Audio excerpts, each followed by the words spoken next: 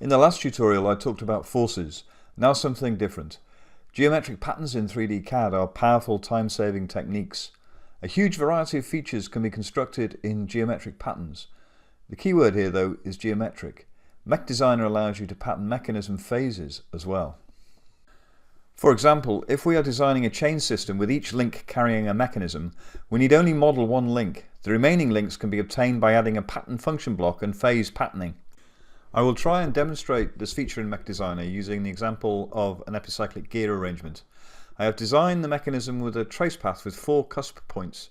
These are useful in carton opening mechanisms. First, I add a very simple solid to represent the tool that will pick up the carton, for example. Next, I add a pattern function block and double click on it so that I can edit its properties. First, enable the pattern function block. I want a phase pattern, not a standard geometric pattern.